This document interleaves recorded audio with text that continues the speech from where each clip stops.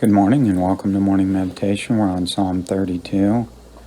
I will instruct thee and teach thee in the way thou shalt go.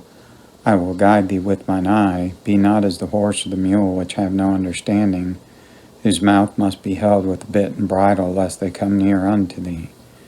Many sorrows shall be to the wicked, but he that trusteth in the Lord, mercy shall compass him about. Be glad in the Lord and rejoice, ye righteous, and shout for joy, all ye that are upright in heart. Well, the book of Psalms starts off with great instruction. All through the book of Psalms, we see instruction. Of course, the book of Proverbs. I haven't mentioned this in a while, but if you look at the book of Proverbs, there's 31 chapters, one for each day of the month. And I counsel people often to take the chapters. And you don't need to do an in-depth study, but I certainly would encourage you in Proverbs, find principles that deal with your faith, with your family, with your finance, and with your friends, and live by those principles. I found out more people get in trouble because they miss the instruction in the Bible when it comes to who our friends should be, how we should handle our finances, being a good steward there, our faith, walking with God, living by Bible principles, and then our family. I don't believe that the church and the family are in competition with each other. In fact, I think they complement each other. And that's the way it ought to be in our homes and in our lives. I will instruct thee and teach thee, the Lord said. But don't be as a mule that has to have a bridle in his mouth and says, come not near, because they like to bite.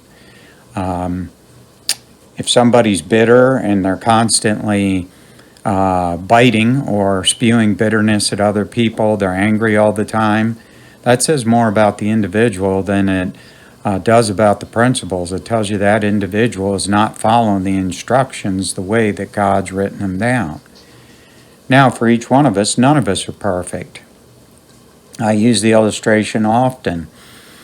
When we used to get toys for the girls, I would just put them together without following the instructions. Then I'd have leftover parts. I'd have to go back, take it apart, and do it right. You know, the Bible, God says, listen to my instruction the first time, and you won't have to repeat the lesson a second time. And so he encourages us here, but you'll notice in Psalms and throughout the Bible, God always leaves us with a great thought. He says there, many are the sorrows of the wicked, but he that trusteth in the Lord, mercy shall compass him about. Be glad in the Lord and rejoice, ye righteous, and shout for joy, all ye that are upright in heart. Another place in Psalms tells us that he gives us a song in the night. We're all going to go through trials, we're all going to go through troubles, but when we follow the instructions and we're faithful to the Lord, we'll hear, well done, good and faithful servant. Why do I drive those verses home often about that? Because, as I mentioned in church yesterday, that's the blueprint God's laid out. He's laid out a road of joy, a road of happiness. Yes, he tells us he wants us to be happy. Now, that doesn't mean all the circumstances are going to go right. It means as we're going through the circumstances, the joy of the Lord's our strength.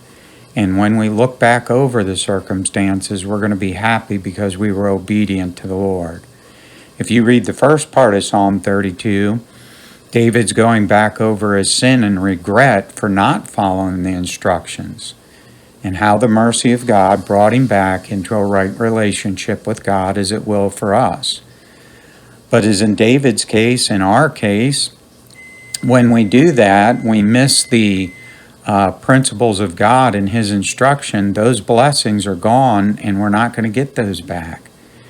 And so let's follow the instructions the way they're written, and we're going to live a happy, and doesn't necessarily mean everything's going to be healthy. Ask Job about that for 28 chapters.